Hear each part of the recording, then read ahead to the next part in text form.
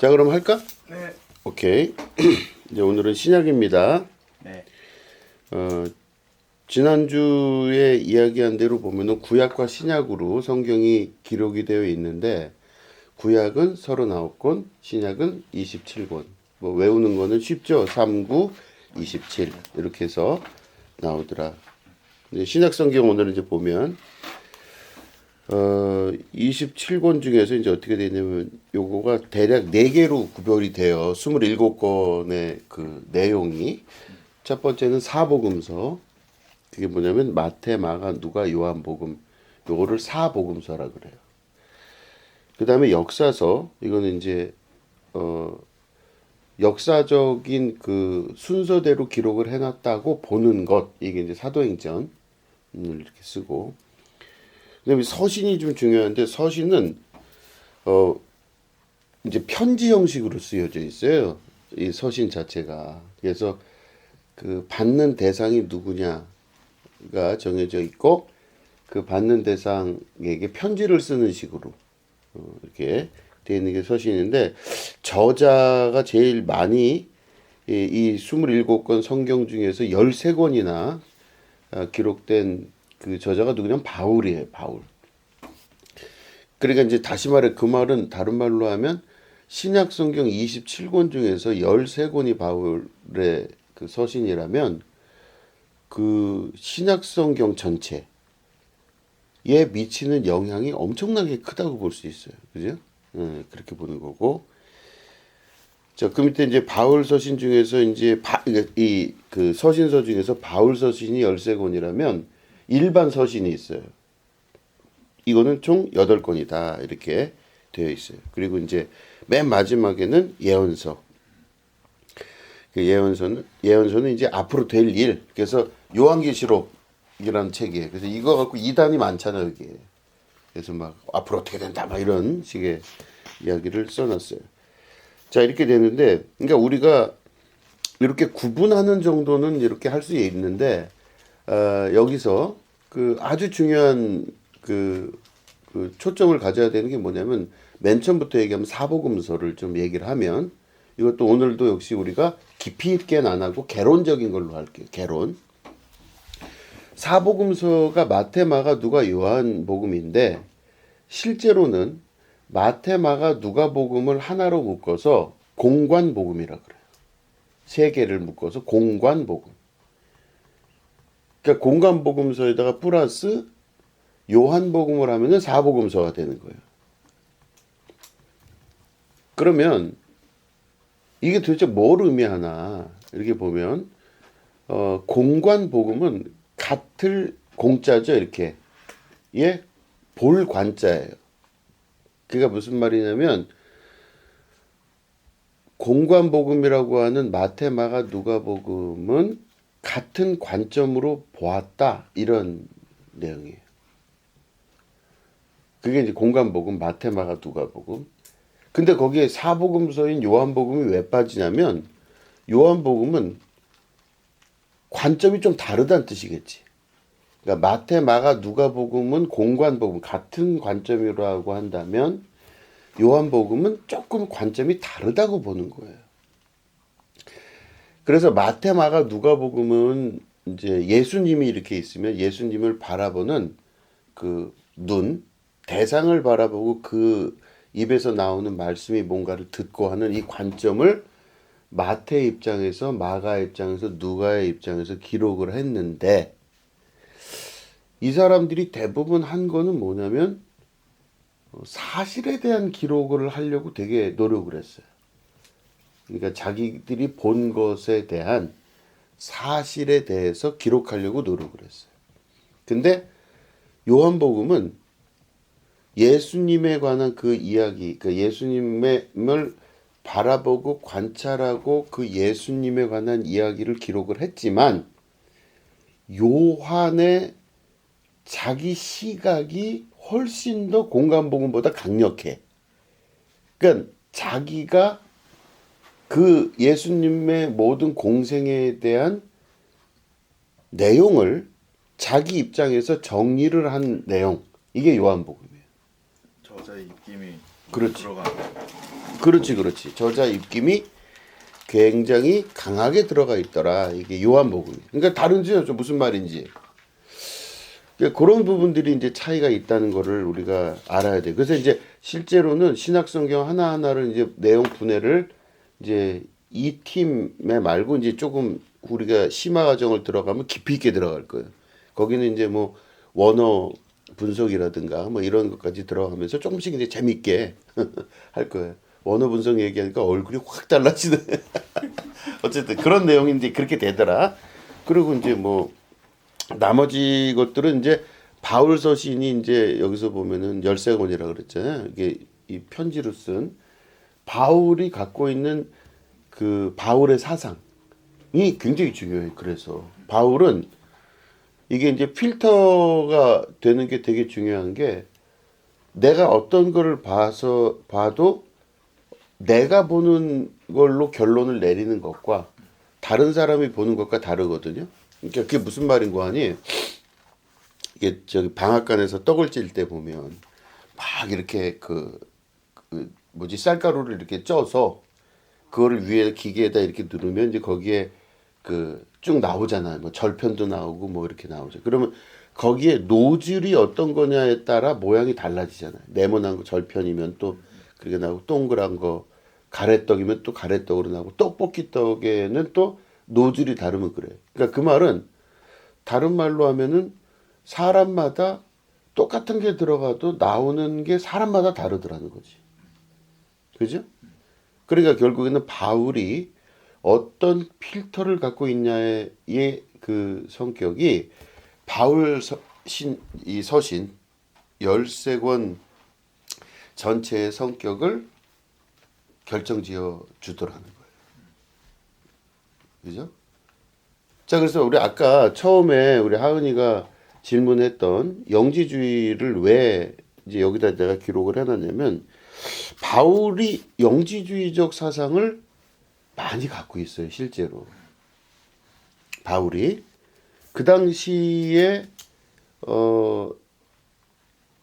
이스라엘 땅뿐만 아니라 그 중동을 비롯해서 그 서쪽에 있는 많은 나라들의 주된 그 메인 테마가 뭐냐면요, 두 가지 문화가 있었어요. 아주 큰 문화 중에 하나가 영지주의, 또 다른 하나는 헬레니즘. 그리스 문화가 굉장히 중요했었어요. 이 두 가지의 거대한 흐름을 누가 흡수하고 있었냐면은 바울이 그걸 흡수하고 있었어요. 그 당시 시대에. 그러니까 바울은 다른 사람들과 달리 굉장히 지적인 사람이에요. 그 당시에 공부를 많이 한 사람이에요. 그 당시 소위 선진문물을 가지고 공부를 많이 했다고 하는 사람들의 특징은 영지주의적 성격과 헬레니즘적 성격을 다 흡수해서 갖고 있는 사람들이에요. 그래서 그 사람들은 사용하는 언어는 히라버, 이제 헬라어라고 하는 그거를 사용을 했고, 그러면서 그들이 소위 지적이다 그러면 이제 그런 걸 할 줄 아는 사람이에요. 그러니까 바울이 그런 성격을 갖고 있어요. 그러니까 소위 말해 지식인이었던 거지. 그러니까 이렇게 되게 지식인이고 소위 유학파일 것 같은 느낌, 그죠? 그래서 이제 우리나라도 요즘 뭐 영어를 해야 된다, 뭐 이런 얘기를 하는 게 어려서부터 그런 게 뭐 여러 가지가 있지만 뭐 유학 갔다 왔다 뭐 이런 것도 하는 게 다 그런 거잖아요, 결국에. 근데 그 당시도 비슷했어요. 그 헬레니즘은 뭐 따로 구별을 할 정도로 내용이 방대하기 때문에 뭐 그거는 대충 얘기하자면 다신교적 특성과 그리고 오픈 마인드를 갖고 있는 게 되게 강했어요, 헬레니즘은. 근데 유대교는 유일신교잖아요. 그런 부분에 있어서 유대인이면서 헬레니즘을 받아들였다고 하는 것은 굉장히 복잡한 내면의 갈등도 있을 수 있다라는 거예요. 그렇게 볼 수 있고, 영지주의를 좀 얘기를 할게요. 영지주의는 그노시시즘이라고 합니다. 영어로는. 근데 그노시시즘인데 이제 그노시스가 뭐냐면은 지식이라는 뜻, 지식 지혜, 그노시스. 지식 지혜라는 뜻이. 그래서 이제 굉장히 지적인 것들을 그러니까 진리를 추구하는 거의 마지막 단계를 그노시스라고 해요. 그러니까 그노시시즘이라고 하는 거는 진리의 극단에 갔다 뭐 이런 뜻이죠.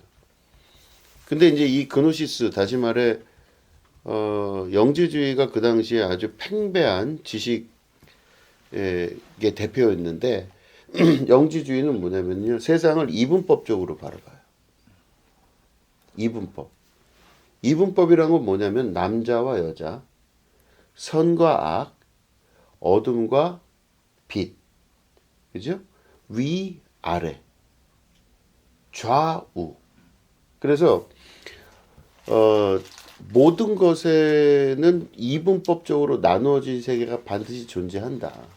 그러나 이게 이제 그 이분법으로 끝나면은 뭐 당연한 뭐 그냥 이분법 듀얼리즘 듀얼리즘의 어떤 작용을 하는 건 당연한 건데 영지주의는 뭐냐면은 이 중에서 하나님은 어디 계신가야? 그러면 하나님은 위에 계시지 땅에 계시지 않아요. 그렇죠. 하늘에 계신 우리 아버지 이렇게 얘기하죠. 그죠?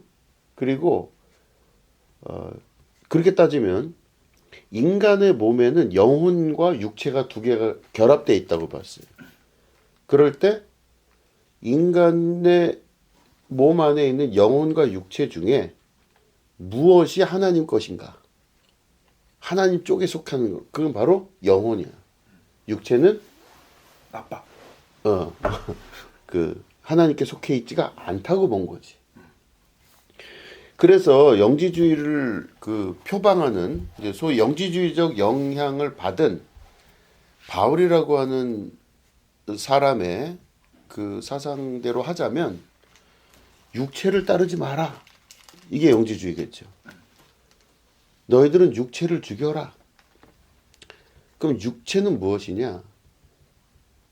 육체는 곧 음란한 것과 그리고 자기 안에 있는 욕심과 자기 안에 있는 분노와 뭐 하여튼 뭐 여러 가지 그 육체로부터 나오는 건 우리가 다 아는 것들. 그건 다 악하다고 본 거예요. 이게 다시 말해 하나님이 계시면은 악마가 있잖아요. 마귀. 그럼 이분법적으로 나눠졌죠 지금. 그럼 하나님의 것은 뭐다? 영혼과 빛과 하늘 이런 거 하나님의 것이잖아요. 그러니까 땅과 하늘이 있으면 당연히 하늘이 하나님이 계신 곳이고 땅은 마귀가 있는 곳이고 선한 것은 하나님의 것이고 악한 것은 마귀 거고 빛은 하나님이시고 어둠은 마귀의 것이고 그 뭐 너무나 당연한 얘기죠. 우리가 이분법적인 걸로 봤을 때 하나님. 그러면 이제 여기서 문제가 뭐가 발생하냐면 영지주의적인 특성을 볼 수 있는 게 바울 서신이에요. 왜냐하면 바울은 육체의 것은 현저하니 음란과 부정과 사특과 막 이래서 부정적으로 봤고 너희들은 위의 것을 쫓으라. 곧 하늘의 것과 영혼을 쫓으라. 막 이런 식으로 바울은 계속 서신에 보면 그렇게 나와요. 그러니까 육체를 따라가는 사람들에 대해서는 아주 부정적으로 보고 영을 쫓아가야 돼. 근데 이제 이 영지주의가 나중에 논리 모순을 가지게 돼요. 그게 뭐냐면은 예수님은 하나님이신데 그러면 예수님은 육체를 갖고 있잖아요. 그러면 예수님은 선하신 분인가 악하신 분인가? 어떻게 생각해야 돼?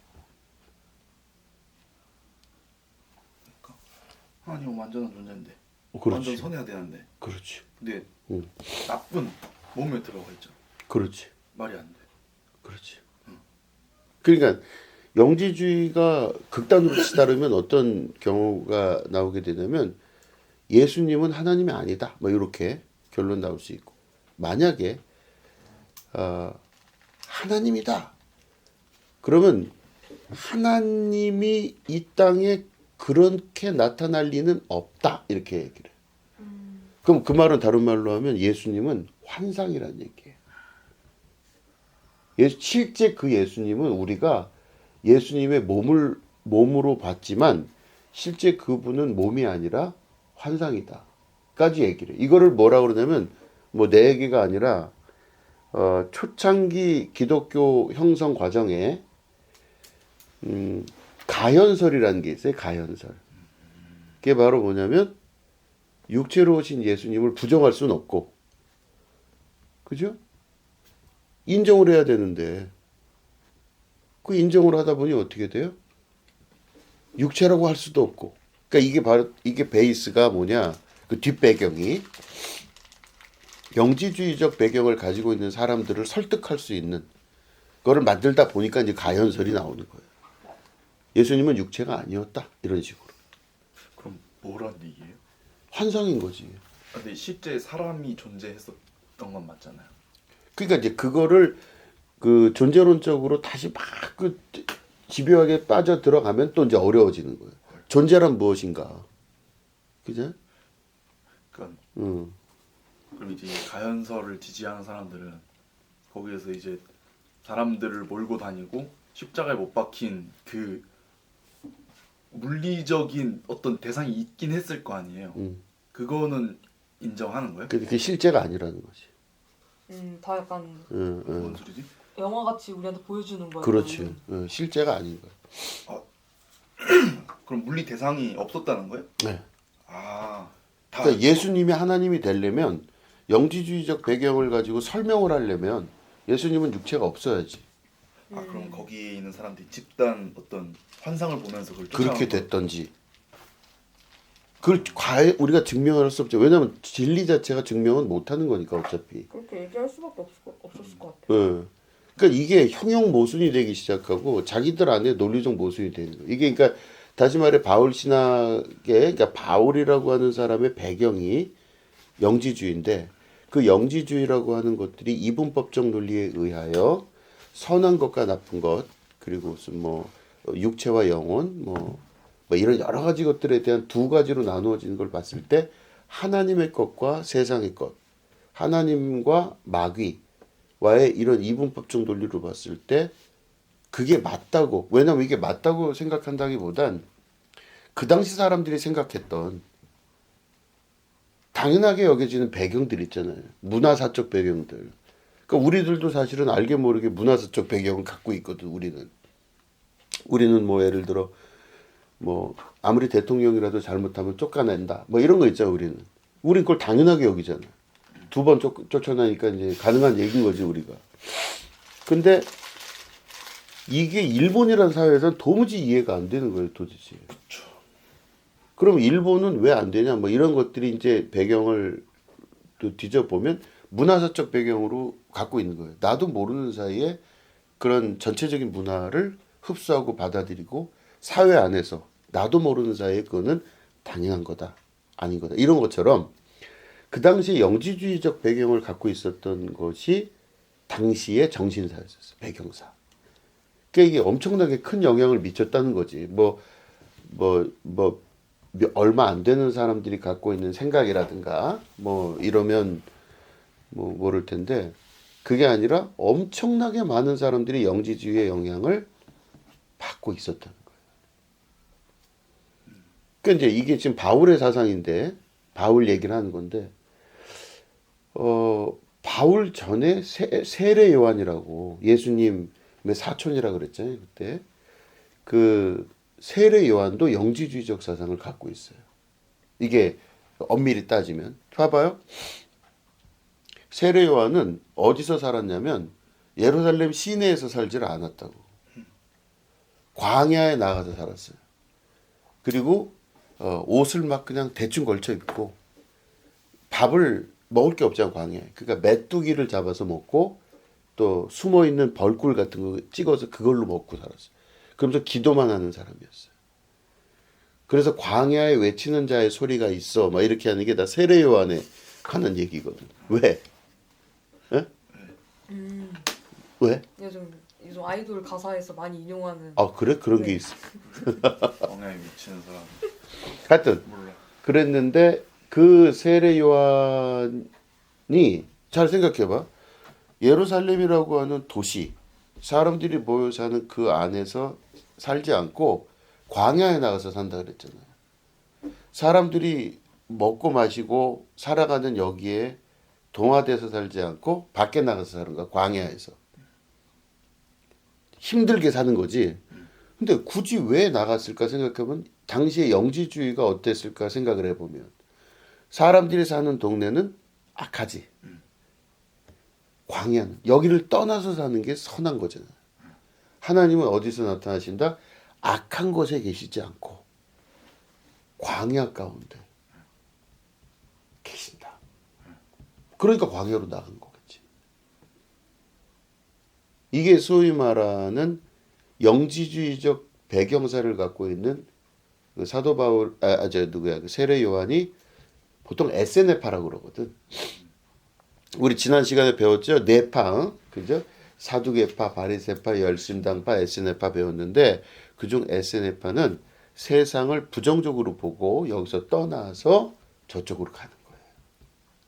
이게 이제 에세네파였어요. 세례. 근데 그 배경이 지금 뭐 반복을 계속하지만 영지주의적 배경을 갖고 있을 가능성이 높겠죠. 속세를 떠나서 그렇지. 절 대신 광야로 들어간 거네요.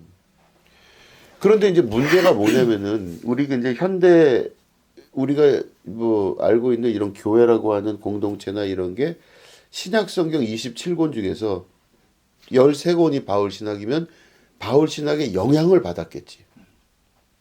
그럼 바울 신학의 영향을 받았을 때에 어떤 영향을 받았을까? 보면은 깨끗해야 되고 뭐 그죠? 이분법적인 걸 갖고 있겠지. 교회 다니는 놈이 저럴 수 있어? 이거 그죠? 술 먹었지 너. 이런 이게 이제 소위 영지주의적 배경에 의하여 나 말할 수 있는 이제 내용들이에요. 그러면 이제 그 교회를 다니거나 신앙생활하면은 이렇게 해야 된다라고 하는 영지주의적 배경에 의하여 소위 자기를 절제하는 이제 그런 것들이 나온 배경사가 여기서부터 시작된 거예요, 실제로는. 영지주의. 그런데 과연 예수님은, 그러니까 예를 들어 바울도 그렇고 세례 요한도 그렇고 영지주의적 배경 하에서 이런 것들이 기록되고 우리가 받아들이는데 그러면 예수님은 과연 영지주의적 사고를 갖고 계셨을까? 그거를 심화편에서 우리가 하게 돼요. 왜냐하면 예수님이 말씀하시는 걸 보면 예수님이 어울리고 다녔던 사람들은 다 보면 죄인들이야. 뭐 그 당시에 세리, 세무공무원들. 세무공무원들이 그 당시 나빴던 게 로마의 압제하에 있을 때 이 사람들에게 돈을 뜯어서 자기가 중간에서 가로채서 먹는 사람들이었거든. 그러니까 자기는 로마라고 하는 그 소위 지배 국가를 배경으로 하고 자기 민족을 이렇게 뜯어먹는. 그 자기가 얼마나 뜯어먹느냐가 자기 수입이 되는 거야. 그러니 얼마나 나쁜 놈이에요. 뭐 이만큼 성과를 거두면 이만큼 수당을 받는 게 아니라 자기가 뜯는 대로 이건 자기 수당이 돼. 그러니까 그 당시에 세리들은 아주 나쁜 놈들이라고 여겨졌어요. 왜냐면 자기 민족의 피를 뽑아서 먹고 사는 놈들이라 이렇게. 근데 예수님의 제자들 보면 세무공무원 세리가 있었어요. 그러면 누가 봐도 저 나쁜 놈, 우리를 헤쳐먹었던 놈이 예수님의 제자로 들어가 있어 지금. 누구예요? 이 마태복음을 적은 마태라고 보는 진짜요? 예. 예를 들어서. 그러면 어쨌든 다른 사람들이 볼 때 기분 나쁠 거 아니에요. 그러면 사실은 예수님도 별로 안 좋아 보였을 거라고. 와, 저렇게 세리를 자기 제자로 이렇게. 그 예수님 제자 중에서는 그거 말고도 뭐 죄인들이 많고 예수님이 같이 어울려 다녔던 많은 사람들을 보면 다 문둥병 걸린 사람, 또 뭐 태어날 때부터 혈루병 걸린 여인, 뭐 이런 병자들이 많았어요. 근데 이 당시는 병자들 얘기가 많잖아. 병자들이 병을 갖고 있는데 예수님이 이 병자들을 치유해 줬잖아요, 그 당시에. 그러면 이제 병자들은 사실은 어떤 사람들이었냐면은 자기 예루살렘 성 안에서 같이 못 살았었어요. 이 사람들은 쫓아냈어 다. 그래서 뭐 문둥병자, 혈루병 걸린 여인 절대로 성 안으로 못 들어와. 돌로 쳐서 죽여서 뭐 이러는 거야. 그러니까 안에 못 들어와요. 이 사람들은 다 이 성 밖에 살았어. 근데 예수님이 이 사람들하고 어울려 다니는 거야. 근데 이 사람들하고 왜 어울려 다녔냐? 그거 보면 예수님은 가난한 자, 병든 자의 하나님이시라는 거죠. 그래서 이렇게 같이 다녔는데, 그러면 왜 이 사람들을 그렇게 멀리 했느냐? 이제 사실은 이게 뭐 위생학적으로 보면은 이제 뭐 전염병이라고 여기기도 하고, 사실은 지금도 우리는 알겠지만 문둥병은 전염병은 절대 아니거든. 근데도 전염병 걸리는 것 같은 느낌 들잖아. 이렇게 막 고름이 이렇게 있으면 그거 만지면 나도 그렇게 될 것 같고 뭐 이런 생각 들죠. 근데 이거는 뭐 위생학적으로 봤을 때는 이제 그런 식으로 오해를 할 수 있지만, 이게 사실은 다른 면으로 보면은 이제 종교사적이나 문화사적으로 배경을 보면 이 사람들이 병이 들어서 지금 고칠 수가 없어. 문둥병이나 뭐 혈루병, 뭐 피를 쏟고 뭐 각혈을 하고 이런 사람들을 그 왜 성 밖으로 내쫓았냐면, 종교사적으로 보면 죄를 졌기 때문에 병에 대한 결과를 받는다 본 거예요. 그 당시에. 그러니까 병자는 죄의 결과야. 자기 부모가 죄를 지었던 아니면 자기 조상이 죄를 지었던 누군가가 죄를 졌기 때문에 저렇게 됐다. 이게 그 당시에 문화사적, 종교사적 배경이에요. 그러면 다른 말로 하면 병 있는 사람은 뭐라고 얘기를 한다? 죄인인 거야. 한마디로 얘기하면.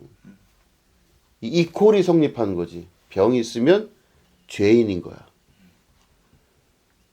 그럼 예수님이 병 있는 사람하고 몰려다닌다? 그러면 죄 있는 사람하고 몰려다니는 거죠. 근데 유대 율법에는 절대로 죄 있는 사람하고는 만나지도 말고 이게 있어요. 교류도 하면 안 돼. 근데 예수님이 그거 다 어기고 병 있는 사람, 곧 죄진 것에 대한 결과를 치르는 사람들하고 돌아다니는 거야. 죄인들하고. 그러니까 사람들이 볼 때는 예수님이 죄인들하고 어울려 다녀. 이상하죠. 그래서 이제 사실은 우리가 그런 질문 많이 하잖아요. 그 보면은 옛날에 뭐 성경에 보면은 뭐 아픈 사람, 뭐 병든 사람 다 낫는데 요즘은 왜 안 나요? 이런 얘기 하잖아요. 또 궁금하기도 하고. 근데 아픈 사람, 병든 사람이 낫는다는 그 뜻이, 물론 하나님께서 자연치유적으로 하나님이 임하셔서 병을 치유하는 경우도 있어요. 이걸 내가 부정하는 건 아니야. 그러나 또 다른 의미가 있는 게 뭐냐면, 예수님 당시에 병을 치료하는 이야기가 많이 나온 건 뭐냐면, 예수님이 항상 뭐라고 그러시냐면, 성경을 읽어보면 이 사람이 병이 나서 이제 병이 있는 사람이 와요. 그 예수님 나를 좀 치료해 주십시오. 그러면 내가 너 치료해 줄 줄로 믿느냐? 내가 믿습니다. 이렇게 얘기를 해요. 그러면 예수님이 거기다 어떤 치료의 행위를 해야 되잖아요. 근데 그러지 않고 뭐라고 그러시냐면 네 믿음이 너를 구원하였다. 그리고 뭐라고 그러시냐면, 그게 많고 두 번째 뭐라고 그러시냐면 내 죄가 사함을 입었더라. 너는 다시 이제 죄인이 아니다 그거예요. 그러니까 다시 말해, 병든 사람들의 머릿속에서는 자기가 죄를 졌기 때문에, 아니면 자기 아니면 우리 부모나 우리 조상 중에 누가 죄를 지었기 때문에 내가 아프다고 생각을 한다 그랬잖아요. 근데 예수님이 이 사람의 병을 낫게 해주시는 중요한 마지막 그 멘트는 뭐다? 내 죄가 사함을 입었다. 너 이제 죄인 아니다 이거야. 그럼 죄인이 아니면 뭐예요? 이 사람은 병이 없는 거지. 이해되심? 그럼 다시 말해, 우리는 병을 낫는다는 것만 초점을 맞춰서 바라보지만, 실제로는 그때 당시에 사람들이 생각했던 병은 곧 죄의 결과다라고 하는 거에 완전히 반대되는 말씀하신 거예요. 그거에 저항하신 거예요. 병에 대한 개념 자체가 현대랑은 다르네요.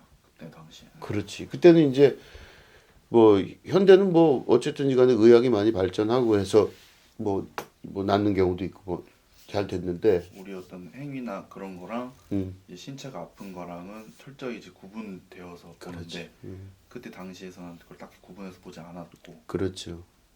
그러니까 예를 들어서 어떤 사람이 아프다 그럴 때 실제로 지금도 사실은 현대 의학이 이렇게 발전을 했어도 어떤 사람의 병의 원인을 실제로 이거다라고 규명할 수 있는 게 40%가 안 돼요.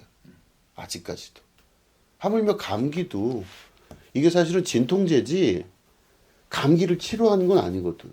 못 고쳐요. 불치의병이라고.